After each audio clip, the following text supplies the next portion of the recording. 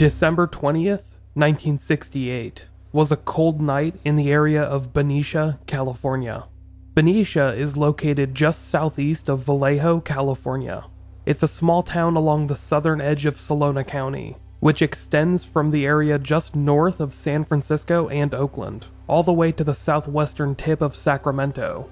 Sonoma County is almost the forgotten stepchild of the San Francisco Bay Area, with the surrounding counties and metropolitan areas constantly overshadowing it, in terms of not only population but cultural impact. At the time, the area mainly consisted of military members and their families, most of whom worked at the nearby Mare Island Naval Shipyard, or at Travis Air Force Base, which was smack dab in the center of Sonoma County. It was on this night, December 20th, 1968, that the temperature dipped down to nearly 20 degrees.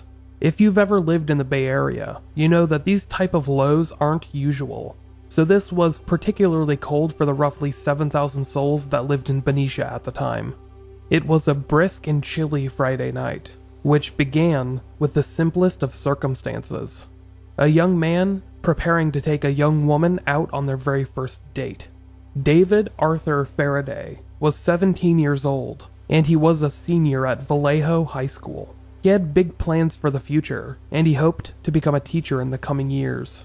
Betty Lou Jensen was 16 years old, a junior at Benicia's Hogan High School. She was a very talented artist who was still trying to figure out her future goals. She was hoping to earn an art scholarship, which would allow her to go to a prestigious university where she could harness her creativity. But she still had over a year and a half to figure all that out. In the meantime, she was looking forward to her date with David. The two of them had met a short time before the evening of December 20th, at a church function. They had been officially quote-unquote dating for less than 2 weeks. And by dating, I mean in the high school sense. David had apparently cut class a couple of times to spend time with Betty, and the two were beginning to grow inseparable. By all indications, this was the night where the two were going to make their relationship status official. David had been noticeably excited all day long, and he had told his friends that he was going to be asking Betty if she wanted to quote-unquote go steady with him. He was also allegedly considering giving her his class ring, which is a type of juvenile engagement. In the early evening, Betty was struggling to find the right outfit for her date, asking her sister Melody for assistance. She tried on multiple combinations of skirts, shirts, dresses, and shoes until she got it just right. She settled upon a purple dress with a ruffled white collar, which both she and her sister really liked for the occasion. In addition to this being her first date with David, it was Betty's first date in general. A short time later, David came to pick up Betty. He told Betty's parents that he planned on taking her to a Christmas concert at Hogan High School, which was just 3 or so blocks away from the Jensen home. Betty's father, Vern, a retired lieutenant colonel in the Army, agreed, but only if they made it back by 11 p.m. David promised to be back by that time, and off the two went. David was driving his mother's 1961 Rambler station wagon, which he was only allowed to use when his mother wasn't working or going anywhere. The young couple stopped by to visit with a friend for a short period of time, named Sharon, and then went out for a bite to eat at a nearby diner named Mr. Ed's.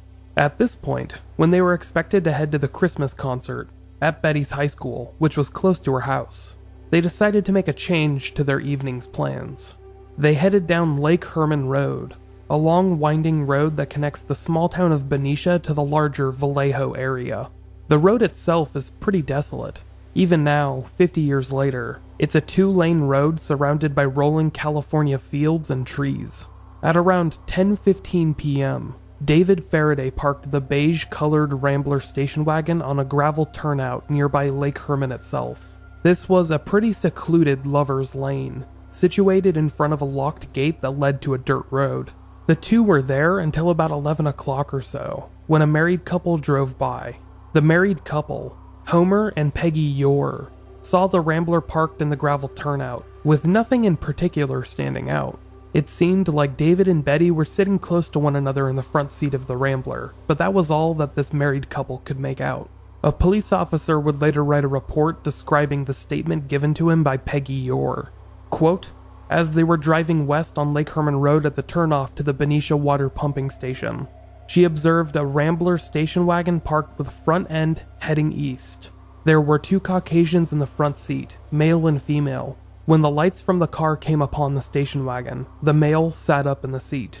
Mrs. Yore said it was a cold night and she noticed no frost on the station wagon.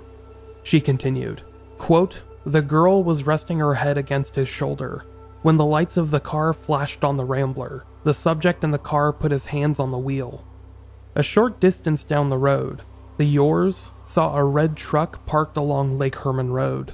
The red Ford truck had been driven by 2 raccoon hunters, named Robert Connolly and Frank Gasser, who were beginning to trek back from the surrounding brush.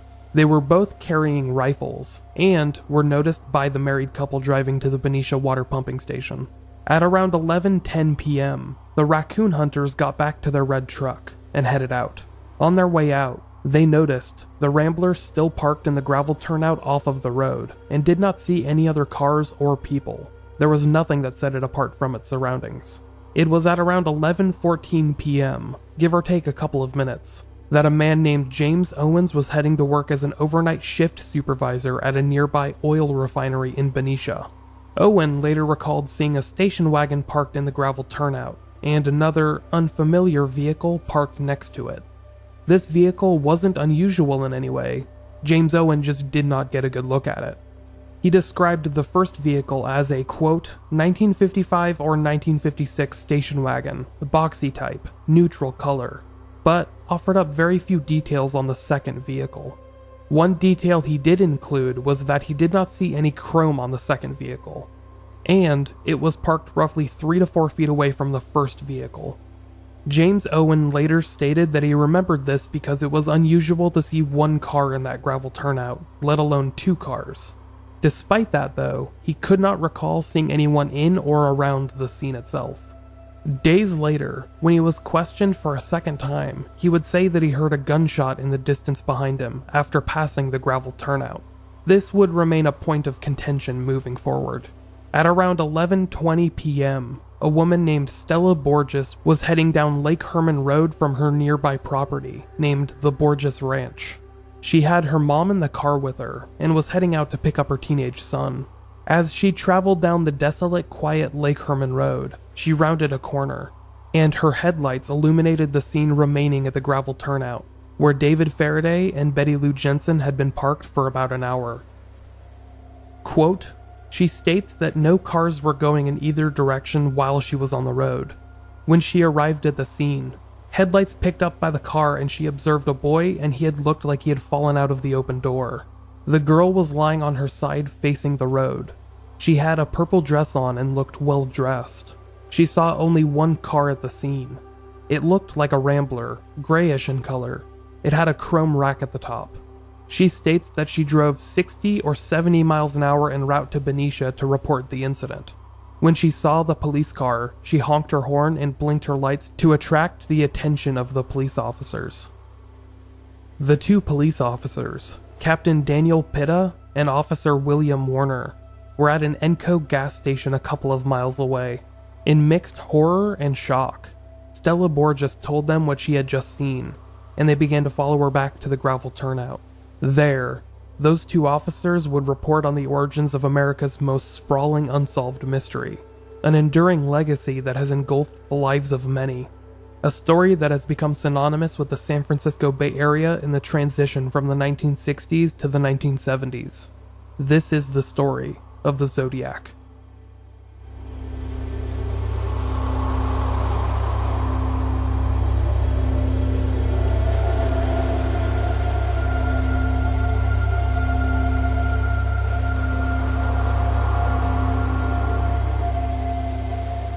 Welcome to Unresolved. I'm your host, Micheal Whelan. Before I continue on in the story, I just want to tell you how you can help support the podcast. If you like what you hear, make sure to head to iTunes or Apple Podcast to leave Unresolved a 5-star rating and a review. Those are both incredibly helpful, and they both go a long way to helping increase the popularity of a podcast. If you would like to go a step further and help financially support the podcast, you can head to patreon.com/unresolvedpod to become a patron. There, You could get access to bonus episodes and some other extra content, as well as commercial-free episodes. And if you don't feel like going to Patreon, you could send in other donations to the podcast tip jar at PayPal. Just use the podcast email address, which is theunresolvedpodcast@gmail.com, to do so. Now, without any further ado, let's head back to the fateful evening of December 20th, where a woman has just made a horrifying discovery.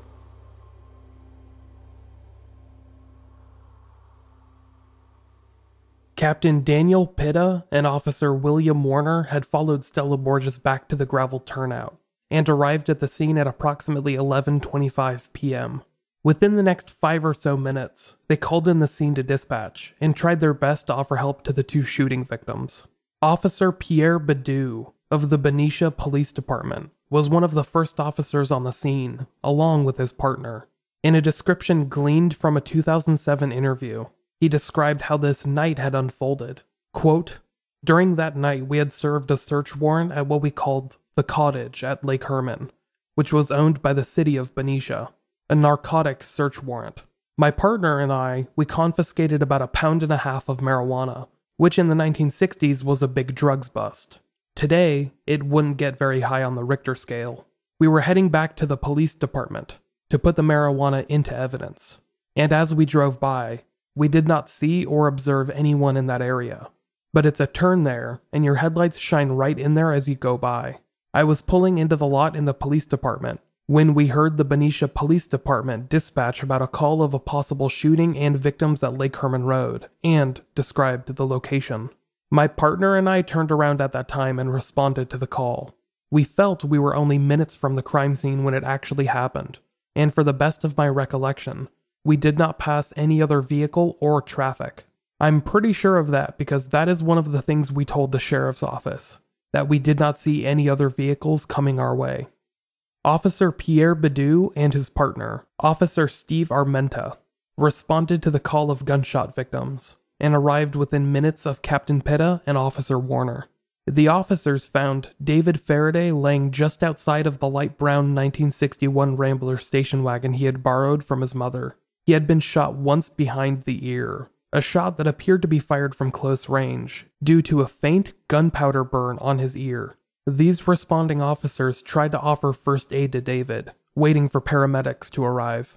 They detected a pulse, albeit a very faint one. The paramedics collected David into an ambulance and rushed him to a nearby hospital. When David was originally examined, officers and paramedics noted that he was holding his class ring between the fingers of his left hand. He had most likely been in the process of handing it to Betty when they were interrupted. The crime scene surrounding Betty Lou Jensen, on the other hand, was a different story altogether. Her body had been found just under 30 feet away from the vehicle, face down. Stella Borges, the woman that originally discovered the bodies while driving down Lake Herman Road, had originally seen Betty's body lying on her side. This told investigators later on that Betty had still been alive when Stella drove by. But roughly 10 to 15 minutes later, when police arrived and tried to offer first aid, Betty Lou Jensen had already passed away. A small trail of blood marked her path from the Rambler station wagon to where she currently was laying, roughly 28 feet away. She had been shot 5 times in total, all from behind. 3 bullets had hit her upper back, and 2 hit her lower back. An autopsy would later reveal that bullets had gone through her heart, liver, and right kidney. Her lungs were pierced by 3 separate gunshots. Salona County Sheriff's Detective Sergeant Leslie Lundblad arrived to the scene at approximately 12:05 a.m., a little over half an hour after the original 4 officers had been beckoned to the crime scene. By the time he arrived, David Faraday had been rushed off to the hospital. The body of Betty Lou Jensen was still there at the scene, having been pronounced dead and covered up with a dark blanket by officers. Chalk outlines detailed where the 2 bodies had been found, and a medical examiner would soon arrive to take Betty's body away for an autopsy. Detective Sergeant Lundblad ordered an officer to head to the hospital to collect a statement from David as soon as possible. However, by the time that the officer got there, they were told that it was too late. David had been pronounced dead on arrival. Following the directive of Detective Sergeant Lundblad, police combed the area, looking for any evidence that could aid them in their investigation. They found Betty Lou's purse nearby the vehicle, and it had not been touched by the alleged culprit. Since nothing else seemed to be missing, robbery was eliminated as a motive almost immediately. It seemed to detectives that neither of the bodies had been disturbed before or after their deaths, so that seemed to eliminate most motives altogether. It seemed to be a random shooting, perpetrated for unknown personal reasons. Sergeant, could you briefly describe what apparently happened last night? Yes, we had a double homicide that took place out on a county road about sometime after 11 o'clock last night. A double homicide involving victims were a 16-year-old girl and a 17-year-old boy. How did this incident occur, apparently? Well, they were shot. What were the circumstances involved? Possibly they were ordered out of the car by the responsible, and the boy was shot right at the side of the car, and the girl apparently tried to run, and she was shot and found 28 feet further on. There was one bullet hole that penetrated one of the windows of the car. Was this a stray bullet, or was this one of the bullets that hit the victim and went on through? This could be a stray bullet or a warning bullet of some sort that we can't connect it with the bodies, but it's the same type of shell. Do you have any idea what the possible motive might be for this killing? We have no motive at this time. In the following days and weeks, the surrounding area reacted in shock. This event, a seemingly random case of violent murder, pierced the perceived bubble of safety that surrounded Salona County. In particular, the bubble surrounding small-town Benicia, California. Several witnesses came forward to report their series of events from the night in question, where police learned about the happenings surrounding the gravel turnout that David Faraday had parked the Rambler station wagon. They took down witness statements from the York couple, who had driven down Lake Herman Road a couple of times that evening, so that the husband, Homer, could inspect some work he had been doing at the nearby water pumping station. They also spoke to Robert Connolly and Frank Gasser, the raccoon hunters, who had left the area just minutes before the event that was now being called the Lake Herman murders. They described seeing the Rambler station wagon parked there when they left, but they also stated that they had seen a white Chevy, perhaps a Chevy Impala, parked there when they arrived earlier that evening at around 9 p.m. Investigators also spoke to a young man named William Crow, who had been out driving with his girlfriend in her sports car that evening. He told police that he had seen a white Chevy at around the area of the gravel turnout in the vicinity of 9:30 p.m. This sighting of a white Chevy was confirmed by a local farmer named Bingo Westner, who was in the vicinity that evening. Quote, he was checking his sheep at approximately 10 p.m. and he observed a white Chevrolet Impala sedan parked by the south fence of the entrance to the pumping station. Police had spoken to James Owen, the Humble Oil refinery worker, the day after the shooting. He had told them about the second vehicle parked just 3 or 4 feet away from the station wagon at around 11:15 p.m., but could not offer up any more details. When they spoke to him again, just a few days later, he changed his statement, saying that the vehicle might have been parked up to 10 feet away. And it was in this statement that he told police that he might have heard a gunshot less than a minute after passing the gravel turnout, which he did not report to police in his original statement. Police asked the 2 raccoon hunters, Robert Connolly and Frank Gasser, as well as James Owen, to bring in their firearms for an inspection. They just wanted to compare their guns to the ballistics that they were currently testing and see if any matched up. All 3 men complied, and all tests came back negative. Police had discovered 9 shells at the Lake Herman Road crime scene, of which they only recovered 8 bullets. However, they were able to determine that all of the bullets were of the same manufacturer and brand. They were Winchester Western Super X copper-coated .22 caliber long rifle bullets. While investigating the scene, police had discovered that 3 of the shots fired had missed their targets, having gone through the vehicle itself. One in particular looked like it had gone through at an unusual angle and ripped through the roof of the Rambler station wagon.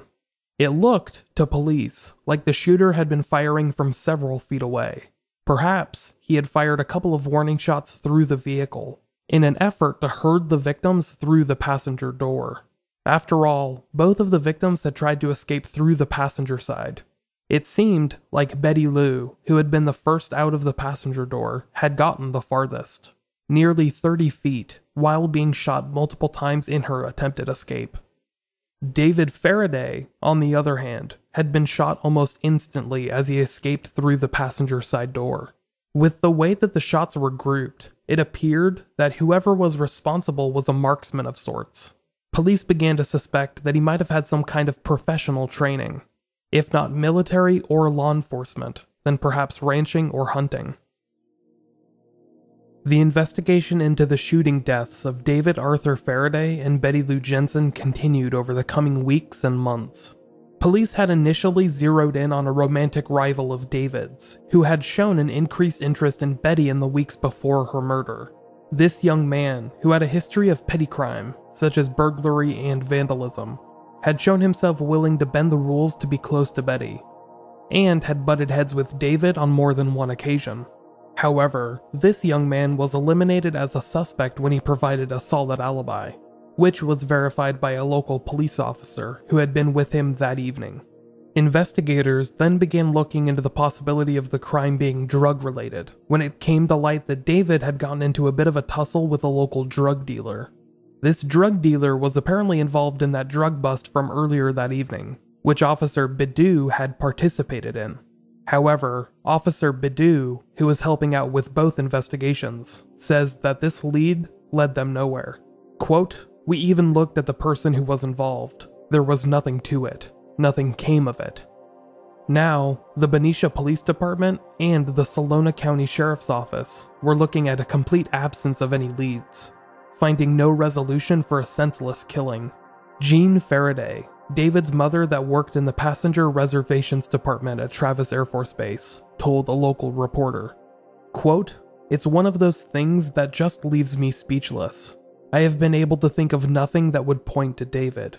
He was easygoing and friendly, never seemed to have any trouble in school." Investigations into Betty Lou Jensen's personal circle were just as fruitless.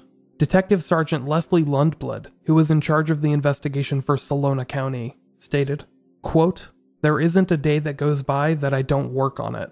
I've got a case file about 4 inches thick, all the information I have been able to turn up, and I have a fairly sizable evidence locker." Officer Pierre Bidu, who had been one of the responding officers, answered a question regarding the idea of this being a random killing. Quote, "I don't believe personally that he was just passing by, and the kids were just there. I think it was planned out by him for whatever sadistic reason, to some extent."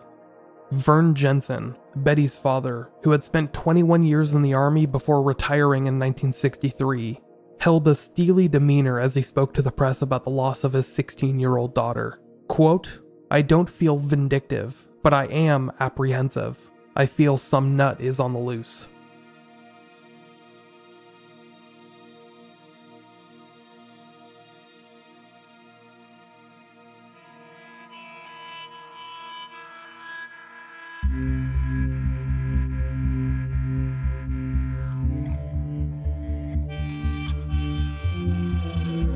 Months passed, and the investigation to find out who had killed the 2 teenagers on Lake Herman Road continued to get nowhere. Winter and spring both came to an end, and before long, summer was upon the San Francisco Bay Area. On a particularly warm 4th of July holiday, when thermostats began creeping upwards of 90 degrees, the city of Vallejo, California had forgotten about the unsolved shooting death of David Faraday and Betty Lou Jensen from 7 months beforehand. Kids were in the street, playing with their friends, while neighborhoods prepared barbecues and cookouts. And teenagers would remain out until the early morning hours of the following day, setting off firecrackers and other fireworks. Darlene Elizabeth Ferrin, born Darlene Elizabeth Sunin, had requested this Friday off from Terry's Restaurant, also called Terry's Waffle Shop, a 24-hour diner that she worked at. She would spend most of the day with her family and friends, while also taking care of her daughter, Dina. who was only about a year and a half old at this point in July of 1969. Throughout the day, Darlene did not spend much time with her husband, Dean Ferrin, who worked at another restaurant in Vallejo. As far as anyone knew at the time, their relationship was just fine. But it would soon come to light that Darlene had a life of her own, which Dean was either unaware of or had no part in. Needless to say, it was complicated. One word that I've seen used to describe 22-year-old Darlene, who went by the nickname of Dee, is that she was a quote-unquote free spirit. I think that descriptor fits her story perfectly. In the months before 4th of July, Darlene had been keeping odd company, hanging out with people that her friends and family from Vallejo were not familiar with. She would take small day trips with these friends on her days off to nearby cities and towns like San Francisco. But by all indications, these were just new friends, and she was continuing to branch out in her life. Several theories would later link this new group of friends to a drug scene, but very little information can be gleaned from that theory. It's possible, but very unlikely to know for sure nearly 50 years later. Darlene had been married once before to a man named James, but James was a figment of the past at this point in mid-1969. Micheal Whelan Mageau, the flip side of the coin, was a quiet and unassuming young man who was 3 years Darlene's junior, being just 19 at this point in 1969. He still lived at home, and was a single young man who worked as a day laborer. Mike, as he was known, had a twin brother named Steve, who had also been vying for Darlene, Dee's, affection the last few months. Mike seemed to have gained the edge on him, however, and was enjoying the time that he was able to spend with Dee in these summer months, when they could figure out the time to do so. Mike was also friends with Darlene's husband, Dean, thus further adding to the complicated relationship I was trying to describe a minute ago. One thing I found really profound about Mike Mageau is that even in the summer months, he was often wearing multiple layers of clothing.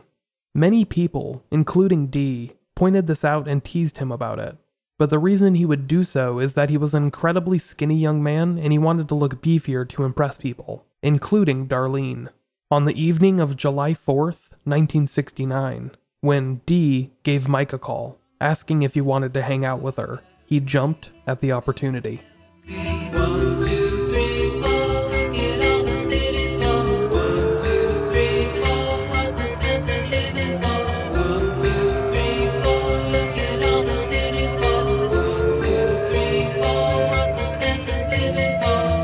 Darlene and her friends were planning to have a late-night get-together at her house, so she volunteered to go get some last-minute supplies. She was also told to pick up some fireworks if any stands were still selling them.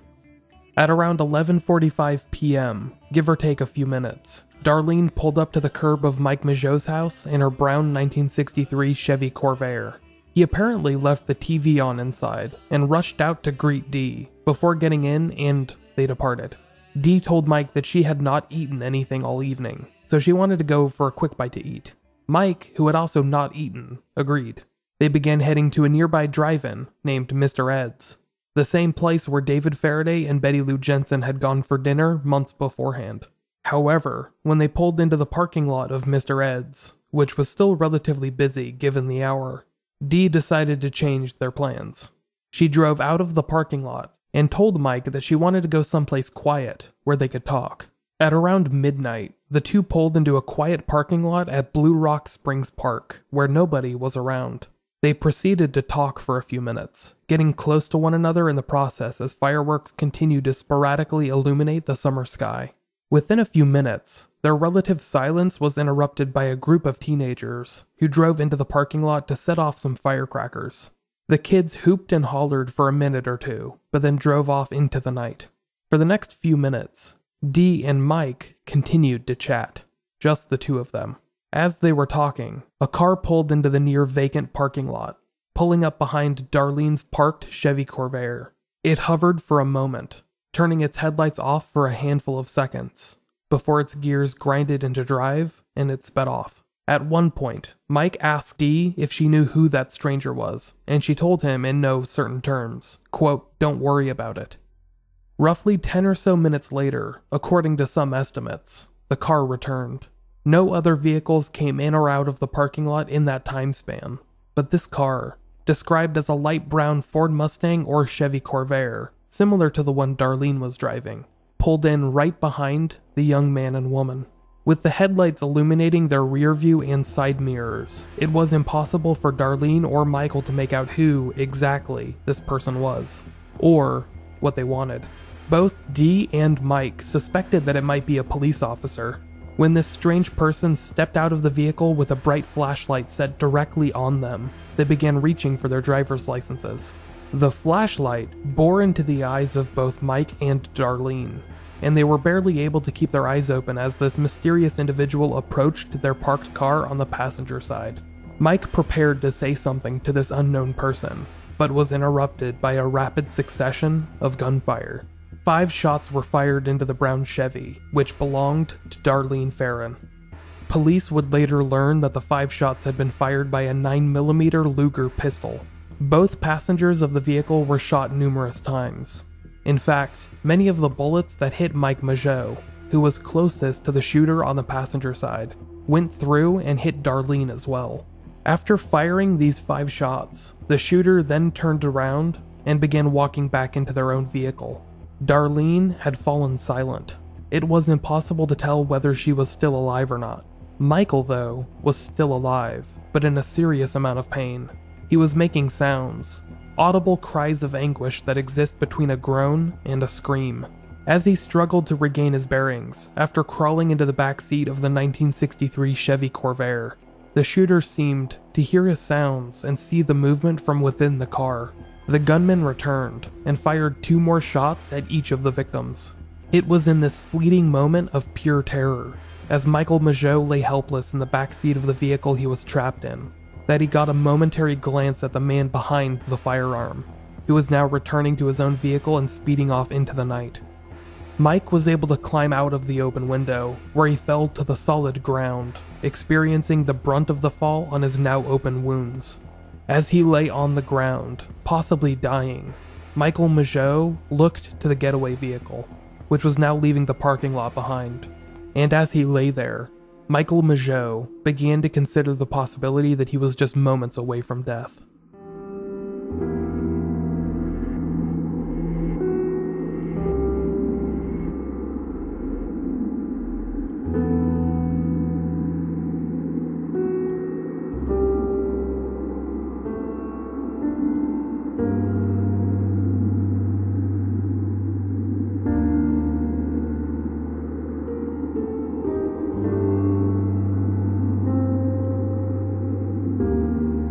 Three teenagers, 2 boys and a girl, pulled off of the freeway and entered the parking lot at Blue Rock Springs Park.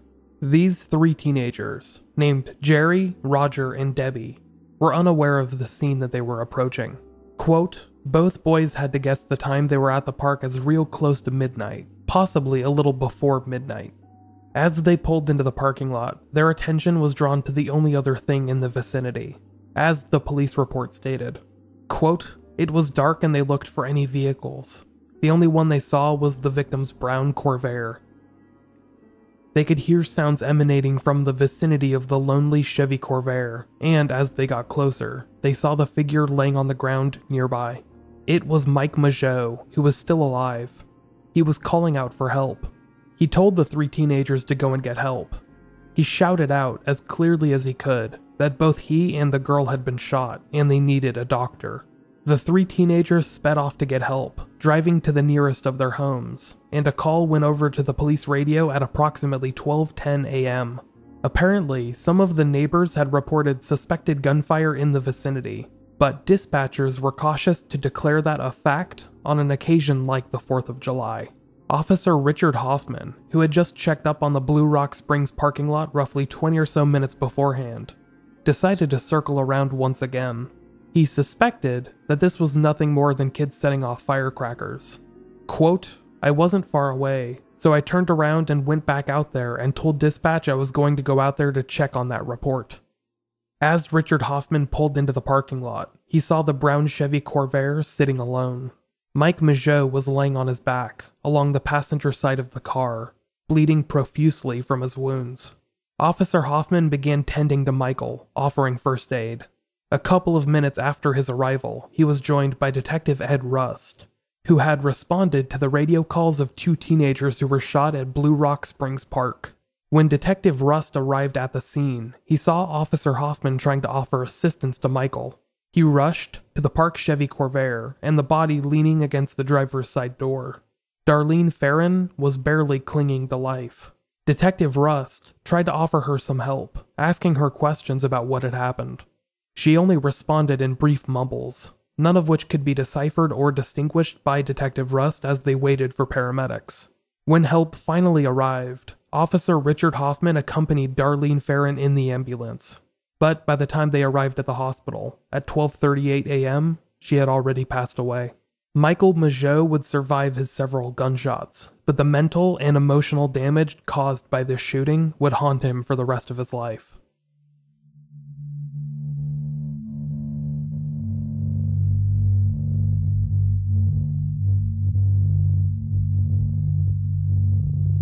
In the early morning hours of July 5th, 1969, the Vallejo Police Department received a call.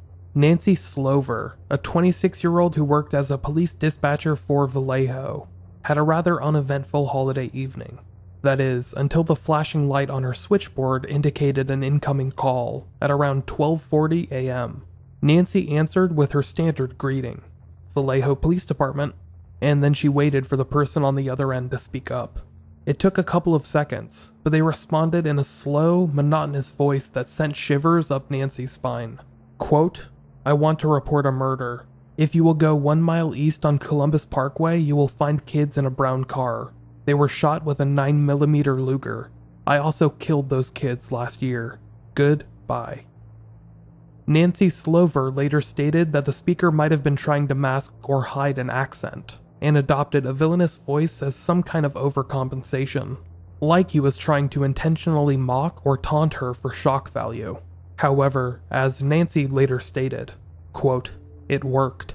This caller was deemed as credible by investigators, not only because they had claimed responsibility for a crime before it was reported to the press, but because they identified the weapon used in the shooting, a 9mm Luger, which forensic testing would later confirm.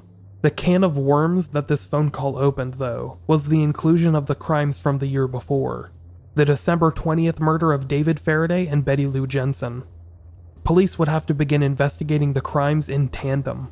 Because this was in 1969, the technology did not yet exist for police to record each and every incoming call. No recording of this call could be presented to investigators, just Nancy Slover's recollection of it. However, police were able to trace the call to a nearby phone booth at a gas station on Springs and Tuolumne Roads. This was just a few blocks away from the Vallejo Police Department and roughly 3/10 of a mile from the home of Darlene Ferrin.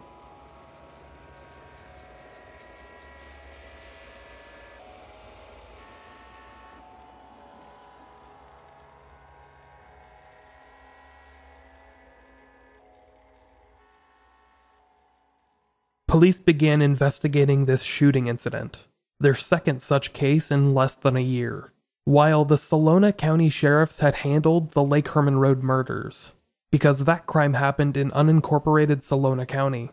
The Vallejo Police Department were firmly in control of this case. Investigators found that 9 shots had been fired at the scene. 7 shell casings were retrieved from the right side of the Corvair, along the ground.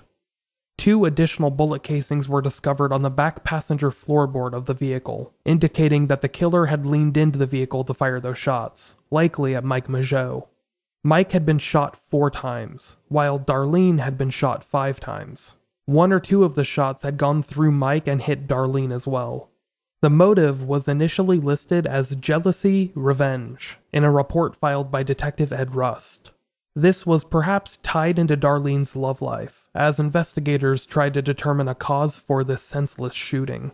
Investigators began initially looking into Darlene's husband, Dean Ferrin. After all, an investigation almost always starts with a spouse or immediate family member and moves out from there. And since Darlene had been at a dark parking lot with another man in the late hours of July 4th, Dean made for a prime suspect. The two had been married since August of 1967 and had their first and only child, Dina, in January of 1968. Their relationship seemed to overlap with Darlene's first marriage, so that was a cause for concern for Vallejo investigators. However, Dean, who worked as a cook for a nearby restaurant named Caesar's, had a rock-solid alibi. He had been working at the time of the shooting, which was verified by multiple witnesses. So then police began looking into Darlene's ex-husband, a man named James Phillips Crabtree. By their interviews with Darlene's friends and family, it had seemed like their marriage ended poorly. Darlene and James Crabtree had married in January of 1966, before moving to Albany, New York. There, he had worked as a writer for a newspaper, but their trip to New York was relatively short-lived. They moved back to the West Coast, but would spend the next year and a half or so moving through Nevada, Pennsylvania, and even going to the Virgin Islands for a time. Darlene moved to Nevada in 1967 and filed for divorce in June of that year. Her divorce filing was approved, and their relationship officially ended. James was questioned by Vallejo detectives for possible involvement in this crime. However, he was able to provide an alibi, as well as fingerprint and handwriting samples, which he provided voluntarily. Police continued poring through Darlene's personal life and found no shortage of quality suspects. They stumbled upon a local man named George Waters, who was older than Darlene by a handful of years, but who had an odd obsession with Darlene. He often came in to visit her during her work shifts, despite being married himself, and seemed to have an unhealthy adoration of the young woman. Darlene had turned him down on more than one occasion, and seemed to actively avoid the man. One police report stated flat out that, quote, she was deathly afraid of George Waters. George Waters was able to provide an alibi, and ultimately was cleared by detectives. Investigators then turned their attention to another man, named Gordon Arthur Spence. Gordon was a member of the United States Navy who had grown up in Fremont, California. He had met Darlene in 1968 when she was working at Terry's restaurant. They carried on a brief romantic relationship, which made police interested in Gordon as a person of interest. Gordon was out of state until August of 1969, when he was told by acquaintances of Darlene's that police were looking for him. He went in to speak to investigators on September 1st, and told them about the affair he had been carrying on with Darlene.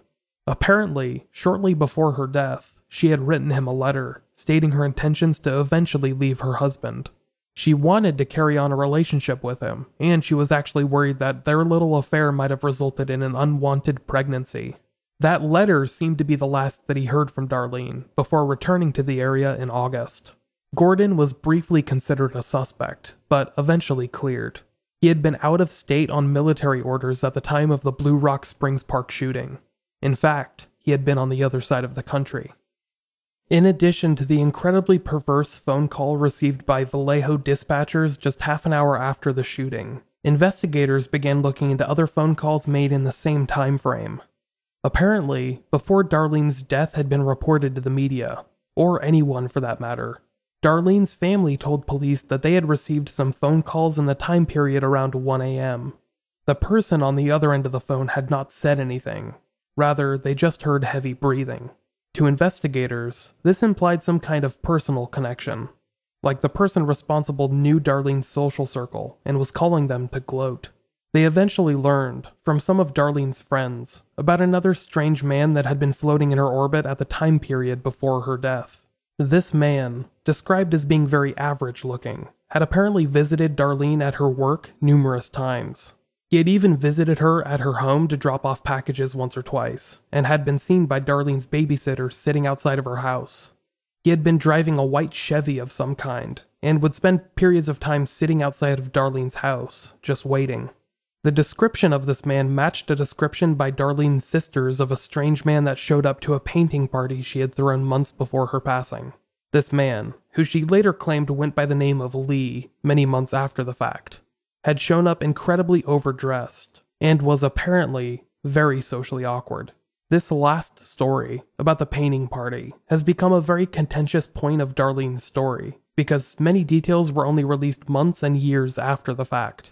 So take that information with a grain of salt, but be aware that some incarnations of this strange man do exist in the early police reports, and police were trying to find him so that they could speak to him. Many of the details from the shooting itself, on the night of July 4th, 1969, came from Micheal Mageau in the days after the shooting, as he recovered in the hospital from his 4 gunshot wounds. He spoke with Detective Ed Rust on July 6th, in which he provided police with many of the details that would become the official series of events from the evening in question. Mike told them all about the encounter with the mysterious shooter at Blue Rock Springs Park. He described the night in excruciating detail, everything from being picked up at his home by Darlene in her brown Chevy Corvair, to the final 2 gunshots being fired at him in the back seat of said car, and having to crawl out of the window and scream to teenagers minutes later for help. He was able to describe the tactic used by the shooter to confuse him and Darlene in the front seat of the vehicle. He told police that the shooter had been using a, quote, high-powered flashlight, the type you carry with a handle. He spoke about how Darlene and he had been blinded by this mysterious man, who began shooting without any provocation and without saying a word. Mike told police that the gunshots had sounded muted to him, as if they were being filtered through a silencer of sorts. This stood in clear contrast with what they had heard from another witness, who apparently heard the gunshots clearly from hundreds of yards away, but they wrote it down regardless. He described the vehicle that this mysterious man had been driving, saying it was a light brown Ford Mustang or a Chevy Corvair. In his statement, he said it looked very similar to the car Darlene had been driving, a 1963 Chevy Corvair, only a lighter shade of brown. He also told police definitively that the car had California license plates. One of the most important pieces of information that Micheal Mageau would provide detectives was a physical description of the man who had shot both him and Darlene Ferrin. He described the man, who he saw briefly, for just a moment, as being a white male between 26 and 30 years old, who stood around 5 feet 8 inches tall, who weighed close to 200 pounds, if not more, with short, curly hair that was either light brown or blonde. He was able to describe the man, whose facial characteristics remained mostly unknown to him, as having a, quote, large and round face. Mike was also able to pin a specific character trait upon the shooter, as he was able to describe the man's walking motion. He described it as being a sort of lumbering gait, a slow walking motion with his head down. This would gain further credence as time went on. After providing police with this large collection of information, Micheal Mageau's life began to spiral downwards.